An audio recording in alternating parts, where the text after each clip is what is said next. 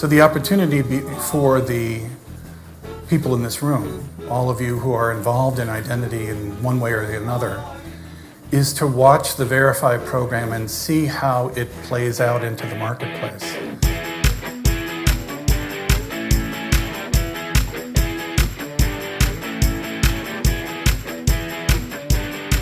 Some of the biggest challenges for the banks in the UK are to maintain a good customer experience, but at the same time to ensure that they're doing the due diligence that they need to. And often those two things can be in conflict. So the greater security measures you put in place, sometimes the more difficult or the slower the process for the customer. So I think it's trying to align those two things at the moment is a really big challenge for the UK banks.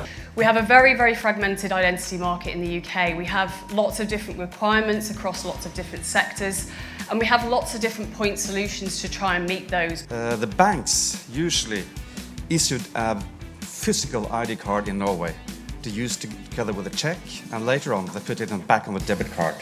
So in the late 90s we asked, how can we drive the bank's position, the trust position in the physical market to the electronic market space? We have to be able to allow our customers to engage with us seamlessly, quickly, without any barriers, and with complete ease of use.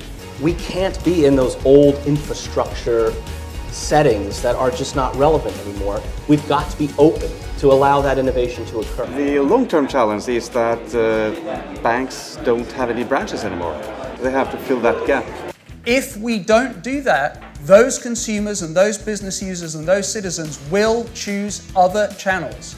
I think we have to move from trusting identity providers to trusting an identity experience engine. But of course we have all the elements in place, as I said, the regulatory, the policy, the secondary legislation, all what I've said before, assurance level, interoperability framework, cooperation mechanism, and notification, they have been adopted, so they are law.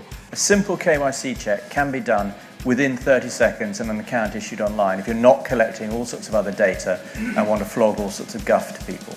Despite having a low level understanding, people do think certification for third-party identity assurance is very important. My strategy has always been to be very, very open, to go and ask hundreds of questions to hundreds of people and to try and work out how we can find a way through it.